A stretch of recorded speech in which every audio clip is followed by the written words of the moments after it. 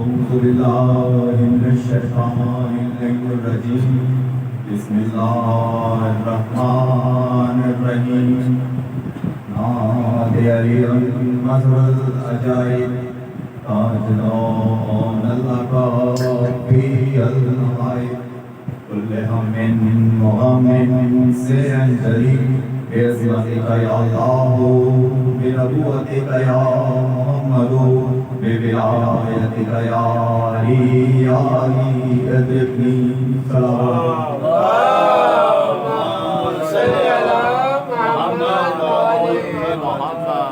أعوذ بالله من الشيطان الرجيم بسم الله الرحمن الرحيم إن الله اصطفى آدم ونوح وآل إبراهيم وآل عمران على العالمين ذرية بعضها في بعض الله السميع العليم صلوات اللهم صل على محمد وعلى محمد. پھر سے صلوات پڑھ لیجیے. اللهم صل على محمد وعلى محمد. مجلس 6 سفر منسوب ہے جناب شہزادہ علی اصغر سے. اس مناسبت سے کوشش کی گئی کہ ایک ایسی واضح آیت تلاوت کی جائے اور اس پہ مختصر بات کی جائے جو آپ کی شان میں باقاعدہ طور پہ اگر تحقیقت کریں تو ہم واضح طور پہ دیکھ سکیں گے کہ اس آیت میں کیا کیا ذکر ہو رہا ہے. خداوند متعال نے سورہ آل عمران میں جو کہ ترتیب کے حساب سے تیسرے پارے میں تیسری سورت ہے اور 200 آیات مدنی سورت پہ مشتمل ہے. اس میں خدا نے واضح طور پہ بتایا کہ میں نے چن لیا ہے، سارے جہان میں سے چن لیا ہے، یعنی سلیکٹ کر لیا ہے آدم کو اور نوح کو.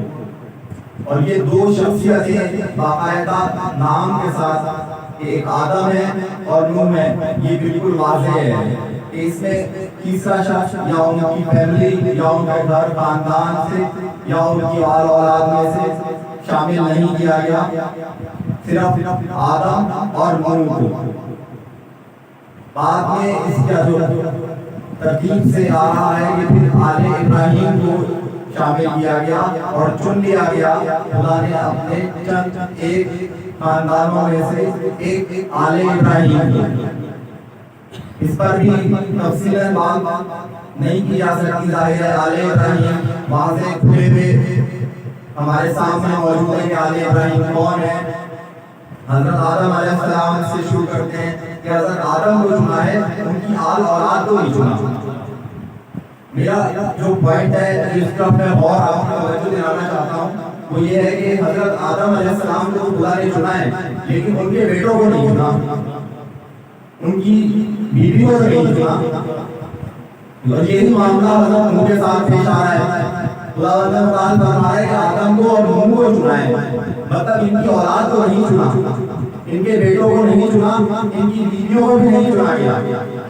اور ظاہر سی بات ہے کہ جب آپس میں اختلافات ہوں تو پھر وہ چنے نہیں جا سکتے.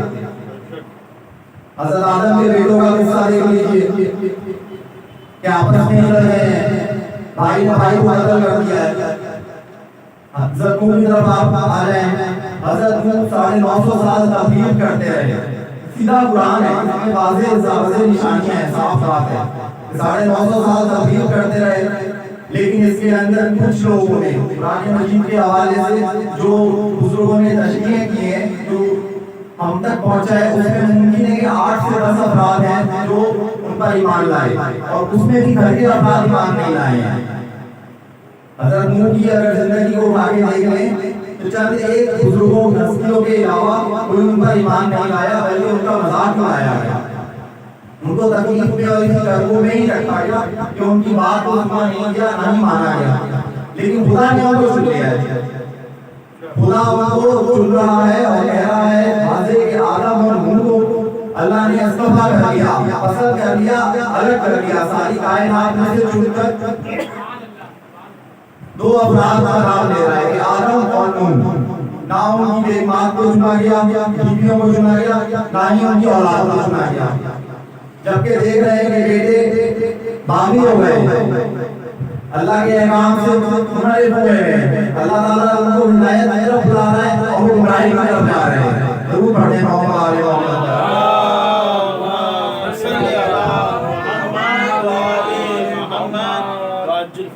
حضرت نوح کے بیٹے کا حالت یہ ہے کہ وہ یہ کہتا ہے کہ میں پہاڑ پہ جا کے بچ جاؤں گا اور مجھے پہاڑ بچا لے گا، جبکہ اسے یہ نہیں پتا کہ پہاڑ ہی سے ڈبو دے گا، وہ پہاڑ پہ ہی رہے گا۔ اگر وہ نہ بھی آتا، جبکہ باپ کے بلانے سے نہیں آیا، تو اس لیے خدا نے حضرت نوح کی آل کو نہیں چنا، اور اللہ تعالیٰ اس سے آگے بڑھ کر اب آ رہا ہے حضرت ابراہیم کی طرف، اور واضح اشارہ کرتا ہے کہ میں نے آل ابراہیم کو چنا، اور آل ابراہیم میں نے اپنے برگزیدہ بندے بھیجے ہیں، اور اسی آل کو میں نے چنا ہے، اور اسی کو میں ہدایت کا راستہ دوں گا، اور وہی ہدایت یافتہ ہے۔ چوتھا جو نام ہے وہ ہے آل عمران۔ اس کے اوپر مورخین نے، تاریخ دانوں نے مختلف لوگوں کے نام دیے کہ عمران کون تھے۔ تھوڑی سی تفصیل میں اگر جائیں تو تاریخ میں 3 عمران نام کی شخصیتیں نظر آ رہی ہیں۔ پہلی شخصیت حضرت موسیٰ کے باپ، حضرت موسیٰ اور ہارون کے باپ ہیں، ان کا نام عمران ہے، لیکن تاریخ میں ان کی اولاد نظر نہیں آتی۔ کہیں پہ بھی حضرت موسیٰ کے اور حضرت ہارون کی اولاد کے تذکرے قرآن میں نہیں ملتے کہ انہوں نے کوئی اس طرح کے کارنامے کیے ہوں کہ جس سے ان کا نام باقی رہا ہو، جس طرح حضرت ابراہیم اور اولاد ابراہیم کا نام باقی ہے۔ حضرت بیت اللہ سے لے کر تمام سنتیں اللہ تعالیٰ نے حضرت ابراہیم کی زندہ رکھی ہیں۔ عمرہ اور حج کی جتنی صلاتیں اور جتنی آپ جا کے وہاں پہ جو سنتیں ادا کرتے ہیں وہ ساری حضرت ابراہیم کی، حاجہ اور حضرت اسماعیل سے ہیں۔ یہاں تک کہ بقرعید قربانی جو ہم سب سے بڑا تہوار اور ہمارے بھائی ہم سے زیادہ بڑھ چڑھ کر حصہ لیتے ہیں، یہ جو تہوار ہے اس کے اندر سب سے بڑا لفظ حضرت ابراہیم اور ان کے بیٹے کی قربانی کا ہے۔ یہاں پر ایک بات یہ کہا جاتی ہے کہ آل ابراہیم کے بعد پروردگار جو آل ابراہیم بالترتیب اللہ تعالیٰ رتبے بڑھا رہا ہے کہ آدم کو خلیفہ بنا کے بھیج رہا ہے، نوح کو آدم ثانی بنا دیا کہ دنیا دوبارہ چلے گی تو حضرت نوح سے چلے گی۔ اولو العزم پیغام کو ہم سمجھتے ہیں۔ تھوڑا سا ساتھ دیجیے گا، میں جس طرف لے کے جا رہا ہوں کہ آل عمران میں جہاں پہ اب آگے رکے کی آیت اور آل عمران کون ہے، تو دوسری شخصیت آل عمران کی جو ہمیں قرآن سے نظر آتی ہے وہ بی بی مریم کے والد ہیں۔ ظاہر ہے بی بی مریم کو اگر ہم مان بھی لیں، جیسے شان رسالت میں بی بی فاطمہ زہرا سلام اللہ علیہا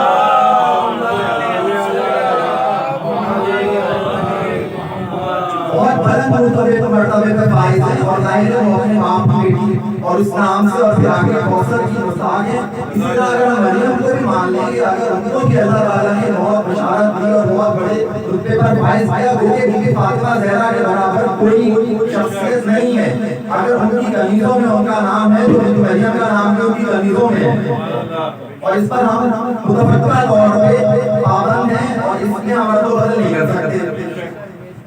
دیکھیں اسی طرف سے میں ایک بات مان کے آپ کو تھوڑا سا وقت دیتا ہوں کہ ایک آج کل بہت زیادہ میری کوشش یہی ہوتی ہے کہ اس مجلس سے توسط سے 2-3 باتیں مختصر میں آپ تک پہنچا دوں کہ کوئی بات ایسی نہ ہو کہ جو مجھے لگا ہو کہ شاید بیان نہیں ہو رہی یا ہم لوگوں تک نہیں پہنچ رہی، کلیئر واضح نہیں ہو رہی۔ بہت سے میرے دوست ہونے والے آپ لوگ مجھ سے زیادہ بہتر جانتے ہیں ماشاءاللہ کہ کچھ باتیں ایسی ہیں جن کو ہم پی گئے ہیں، خاموشی اختیار کی ہے۔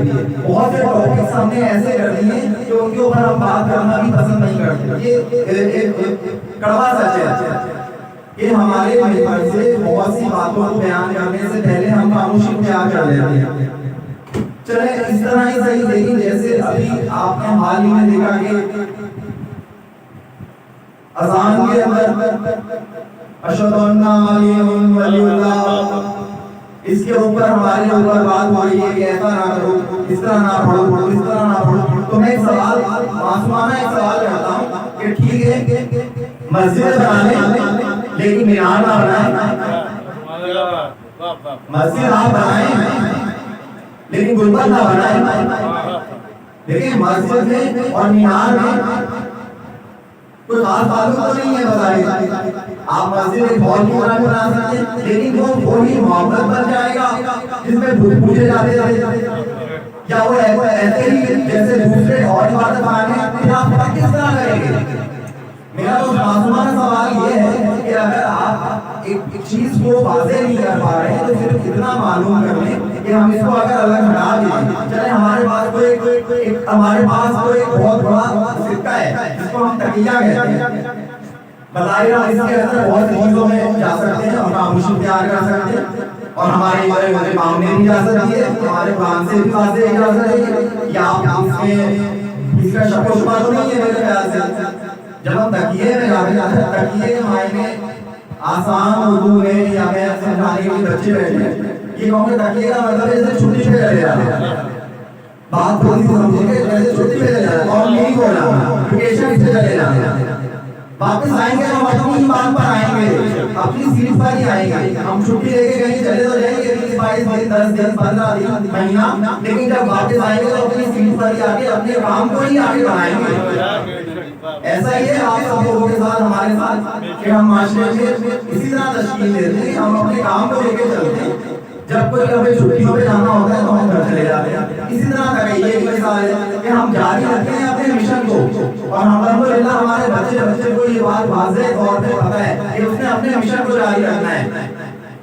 بظاہر آپ کے آئے سے ہم خاموش بھی ہو جائیں گے, اگر اللہ خاموش بھی ہو جائیں گے, لیکن ہمارے دلوں سے تو نہیں نکل سکتی ہے بات, کیا آزانوں سے نمازوں سے ہماری نہیں نکل سکتی. تو ایسا ہے جیسے چھٹی پہ چلے گئے لیکن واپس آ گئے. اور اس میں ایک بات میں اور واضح کر دوں, بچوں کے لیے ضروری ہے, آپ سب مجھ سے بہت زیادہ بہتر جانتے ہیں, میں ایک طالب علم آنا گفتگو کرتا ہوں کچھ مختصر سی, مگر میں اس میں یہ بات واضح کرنا چاہتا ہوں کہ آپ اگر اس میں چھٹی پہ چلے جاتے ہیں, واپس آ کے اپنی اسی چیز کو سنبھالیں گے, اسی کو جاری کریں گے, اگرچہ آپ اس کو روک دیں تو آپ کو حق نہیں ہے اس کو روکنے کا.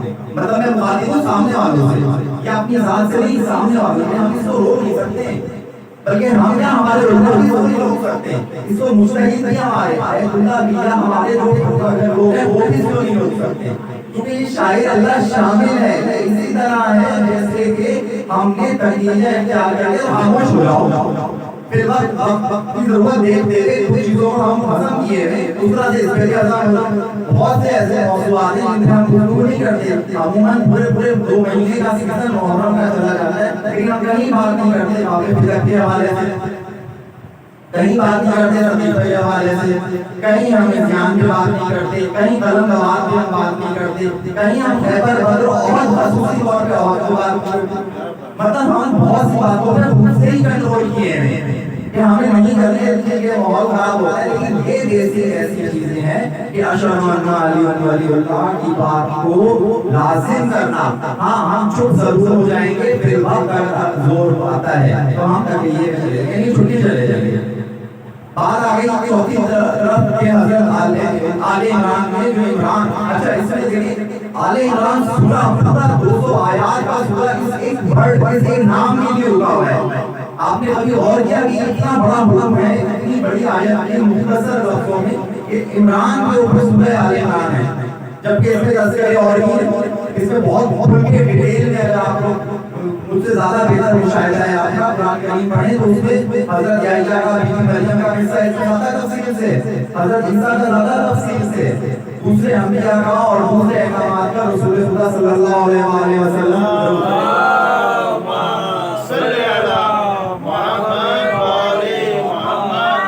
ان کو تو بہت تفصیل سے بیان کیا گیا. پورے قصے اس کے اندر دیکھا جائے تو حضرت یحییٰ کا اور حضرت مریم کا اور پھر ان کے ساتھ پیدا ہونا اور مریم کا بچے کو لے کر آنا, یہ سارا قصہ پورا اس میں موجود ہے. لیکن خاص طور پہ سورۃ یہ آل عمران کا مطلب اب ہمیں ماننا پڑے گا کہ آل عمران کی اصل جو ہمارا پروڈکٹیو آخری جو ہمارا جیسے چیف گیسٹ آتا ہے نا آیت میں, وہ اس کو واضح کیا گیا کہ آل عمران جو ہے وہ کون ہے.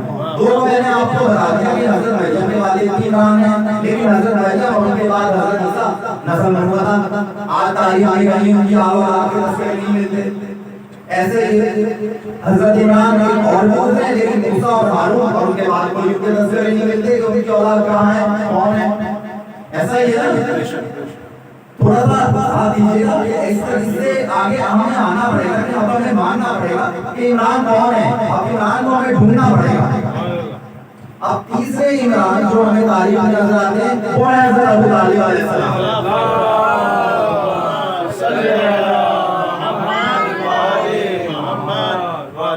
حضرت ابو طالب علیہ السلام کو اچھا بعض مورخین دوسرے کی تاریخ دان اس کو مانتے ہیں کہ ہاں یہ حضرت ابو طالب کی شان میں آیا ہے. یہ آیت چار میں سے جو چوتھے ہیں جن کا سب سے بڑا تذکرہ آل عمران میں آیا ہے حضرت ابو طالب ہے. انہیں کو چنا گیا اور ظاہر ہے آپ کے سامنے ان کو چنا گیا. جبکہ آپ دیکھیں کہ حضرت آدم علیہ السلام اور حضرت نوح علیہ السلام کے بعد حضرت ابراہیم علیہ السلام کو چنا تو گیا ہے لیکن ساتھ میں یہ کہہ دیا کہ دیکھو یہ ظالمین کو نہیں ملے گا جو تم مانگ رہے ہو. جب انہوں نے امامت مانگی ہے میری نسل میں امامت دے دے تو انہوں نے منہ کیا. اللہ نے اس کو فوراً جواب دیا کہ ہاں میں تمہیں عطا کرتا ہوں لیکن یہ ظالمین کو نہیں پہنچے گا. یہ رتبہ ظالمین کو نہیں پہنچے گا تمہیں. جبکہ ابراہیم کے بعد حضرت ابو طالب کی شان میں ایسی کوئی بات نہیں کی گئی. جو کہا گیا ہو گیا. اگر ان کی اولاد میں 12 کے 12 ائمہ آ رہے ہیں وہ آ رہے ہیں. اس میں کوئی دوسرا اس میں شک نہیں کر سکتا. آل عمران میں آپ واضح طور پہ دیکھ لیں گے حضرت ابو طالب کے علاوہ کوئی دوسرا اس کا مذاق نہیں. حضرت ابو طالب کی شان کے لیے بلند صلوات پڑھ لیجیے.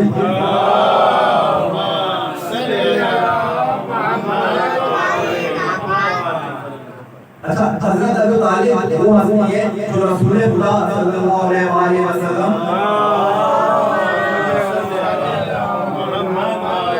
کے سرپرست بھی ہیں, محافظ بھی ہیں, ان کو پالنے والے بھی ہیں, ان کی دیکھ بھال کرنے والے بھی ہیں اور ان کے پیغام کو پہنچانے والے بھی ہیں. حضرت ابو طالب کی مدد کے بغیر اسلام نہ پھلتا پھولتا نہ ہی دعوت آگے بڑھتی. ایسا ہے کہ آپ سب کو معلوم ہے حضرت ابراہیم کو لیکن اس کی قیمت چکانی پڑی. حضرت ابو طالب کو اس کا ایک جو نیرو بدل کیا تو آپ نے پڑھا ہی ہے کہ اس کا ایک فدیہ سے بدل دیا گیا جو حضرت ابراہیم کا مسئلہ آتا ہے. ایک فدیہ عظیم سے بدل دی گئی قربانی. حضرت ابراہیم کی قربانی بہت بڑی قربانی ہے حضرت اسماعیل کے حوالے سے لیکن اس کو بدل دیا گیا ایک ذبح عظیم میں. اچھا ذبح عظیم کیا ہے اس کے اوپر بھی آیتیں میں اختلاف ہے کہ وہ موٹا دمبا تھا کوئی دمبا موٹا کڑا دمبا ہے وہ ہے ذبح عظیم سے بدل دیا گیا یا کوئی اور ایسی بات ہے. جبکہ ذبح عظیم کی بات ہے نبی کے بدلے دمبا آئے گا سوچنے کی بات ہے. کیا نبی اور دمبا کبھی کسی ایک دوسرے کا نعمت بدل ہو سکتے ہیں؟ نبی جا رہے ہیں اور دمبا آ گیا مطلب ذبح عظیم نبی آتے ہیں دمبا تھا مطلب اگر دمبا کی جگہ رسول اللہ ایسا نہیں ہے مگر اگر شریعت کے حساب سے قربانی تو نہیں ہوئی قربانی تو دمبے کی ہوئی تو کیا دمبا ذبح عظیم تھا کتنا ہی موٹا تھا کوئی بھی بڑا تو کر دیا بھائیوں نے اس کو اوپر بڑی ڈیٹیل لکھی دمبا آیا دمبا بہت اچھا تھا خوبصورت تھا مگر دمبا ہی تھا ذبح عظیم تو نہیں. ذبح عظیم تو آپ دیکھیں کہ وہ ابو طالب کے خاندان میں آئے گی. چند جملوں کی طرف میں آپ کو اور کروں کہ اس کوشش کے لیے یہ ہوتا ہے کہ حضرت علی اصغر کے حوالے سے یہ مجلس ہے. اس کے اندر میں 2-3 ایسے پوائنٹ جو میں نوٹ کر لیتا ہوں آپ لوگ مجھ سے بہتر نوٹ کیے ہیں. جیسے پچھلے دفعہ میں بابو بھائی کے اوپر ان کی بات کی کہ 4 بڑی ہستیوں میں جو سب سے چھوٹا نظر آتا ہے وہ سب سے بڑا بابو بھائی ہے. جھوڑوں کی زیادت ہوگی اور اس کے اوپر میں نے بہت تفصیل سے بات کی کہ جہاں حضرت عباس الدار علیہ السلام ہیں حضرت مسلم بن نبی ہیں ہمارے ساتھ میں امام موسیٰ کاظم ہیں وہاں پہ حضرت علی اصغر ہیں بابو بھائی. اور اسی طرح میں آپ کو پھر اس طرح لے آتا ہوں کہ 58 شہید ہیں کربلا میں جو آل ابو طالب سے سامنے کی باتیں ہیں تھوڑے سے غور کرتے ہیں کہ 72 شہداء کربلا میں 58 شہداء آل ابو طالب ہیں. ہم اوپر شجرے میں جا کے آل ہاشم کہہ دیتے ہیں حضرت ہاشم کہہ دیتے ہیں یہ بھی ٹھیک ہے لیکن اصل تو آل ابو طالب ہے. اس کے بیٹے بیٹیاں پوتے پوتیاں تک کربلا میں شہادت فرما چکے. چند جملے میرے پاس مرتضیٰ بھائی کو آئے ہیں بس مسائل کے لیے 2 جملے کہنا کافی ہے. میں جس سے تبرک آپ لوگوں کے لیے دعا چاہتا ہوں اپنے لیے دعا چاہتا ہوں تمام مریضوں کے لیے دعا چاہتا ہوں. پروردگار تمام کے اولاد لوگوں کو حضرت علی اصغر کے صدقے میں اولاد عطا فرمائے. تمام بیماروں کو شفا عطا فرمائے، تمام لوگوں کی پریشانیاں دور فرمائے، تمام مشکلوں کو آسان کر دے، ہمارے امام کا ظہور فرمائے۔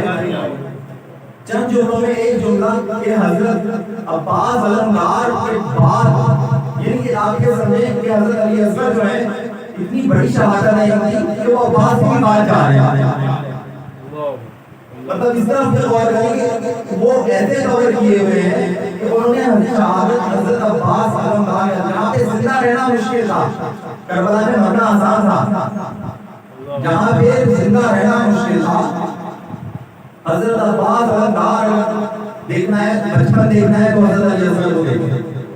یہ جو شہادت حضرت علی اصغر کی ہے وہ اصل میں دیکھا جائے تو سب سے بڑی شہادت ہے کربلا کی، سب سے آخری شہادت ہے امام حسین صاحب کی جو شہادت حضرت علی اصغر کی ہے۔ اور میں تفصیلاً مسائل مجھ کو بھائی پڑھائیں گے، میں دو جملے توجہ کر کہہ رہا ہوں کہ طرح کی عام نام ہو رہا ہے، تو اس کے لیے میں اپنے آپ کو خوش نصیب سمجھوں گا کہ حضرت علی اصغر وہ شہید ہے جو کربلا میں 3 بار شہید ہوا ہے۔ اگرچہ سن 6 ماہ کا ہے، 7 محرم سے پانی بند ہے، حالت یہ ہے کہ کرما نہیں بدل سکتے۔ آپ دیکھیں ایک لاغر بچہ، سب صاحب اولاد کہتے ہیں اللہ تعالیٰ جن کی اولاد نہیں ان کو اولاد نہیں عطا فرمائے، کرما نہیں لے سکتا ہے بچہ اور اپنے باپ کے لیے اپنے باپ کی نصرت کرنے لگا ہے، اور یہ وہ شہادت ہے جو کربلا کی دنیا کی نظر میں، میری نظر میں، آپ سب کی نظر میں سب سے بڑی شہادت ہے۔ درود پڑھتے ہیں محمد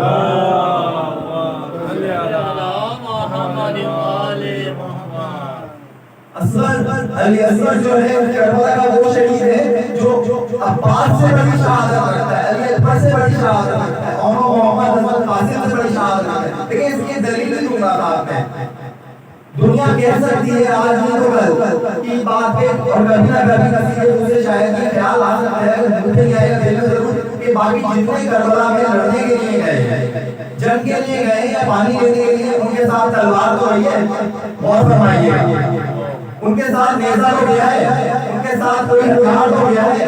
حضرت علی اصغر وہ شہید ہے جس کے ساتھ کچھ نہیں کیا ہے، بلکہ جب انہیں لے کر امام حسین مقتل میں پہنچے تو شکر اور حرلا اور یزید کی فوج دیکھ کے یہ رہ گئی کہ یہ قرآن کو لے کر آ رہے ہیں اور اب ہم سے ہی کوئی فیصلہ جائیں گے، مگر اے ملعون یزید، ابن زیاد وہاں پہ تمہارے ساتھ اپنے جا کے لشکروں سے کہتا ہے کہ حرملا یہ جو اپنے ساتھ لے کر آئے یہ کوئی چال ہو سکتی ہے، اور اس بچے کو دیکھ کر ہماری فوج کا رنگ پک ہو گیا ہے، ہمارے لوگوں کے نظریے بدل رہے ہیں، لوگ چال کے ڈال ڈال کے روپ رو رہے ہیں کہ یہ کیا ہو گیا۔ یہ ایسی شہادت ہے کہ جس کے بعد فیصلہ ہو جاتا ہے حق و باطل کا۔